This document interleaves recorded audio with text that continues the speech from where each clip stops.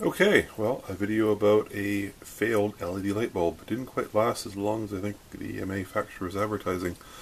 In April of 2013, I bought 3 of these light bulbs from Philips. They're a really nice light bulb, downward firing, 3000 Kelvin, for making these YouTube videos. And one of them, which you can now see I've removed from the casing, didn't stop working. It just basically runs for a minute or so, then stops and turns off, and sometimes it turns itself back on.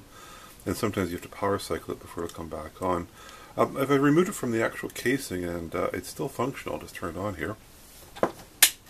And lights up nicely. So I thought I'd investigate why the bulbs failed. Okay, the first thing one notices, of course, with this design, it was a plain array of LEDs. It looks like they're on an aluminum-based substrate. Partial potting, the actual controller appears to be behind this potting compound. I haven't peeled it off yet because, again, I'm trying to sort down why it seems to have stopped working. My first thing to suspect, of course, is the electrolytic capacitor here. The Synaxon 47 microfarad 160 volt. Electrolytics, of course, tend to dry out at our high heat temperatures. So I'm going to first take this off and measure it with a meter.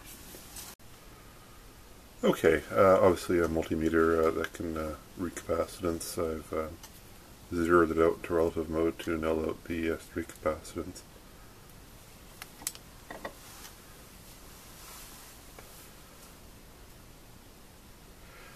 And it declares it to be 47.36 microfarads. 47's the rating on it, so the capacitor here, at least one is still within tolerance. Okay, obviously now the potting compound's all been removed, and you can see it's a very simple assembly here. It's actually a single-sided circuit board and all through hole, and I presume it's been wave soldered once they've got the SMT mounted. Okay, let me inset a picture actually. I found the failure. One of the solder joints is basically broken. It's called a stress fracture. I'm going to inset the picture because it's fairly hard to get.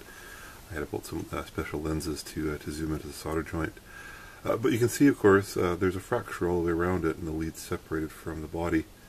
And I suspect, of course, this is what's caused this particular bulb to fail. So, well, there you go. A bit of a discouraging note, because obviously the Philips had indicated a much longer life than this bulb achieved.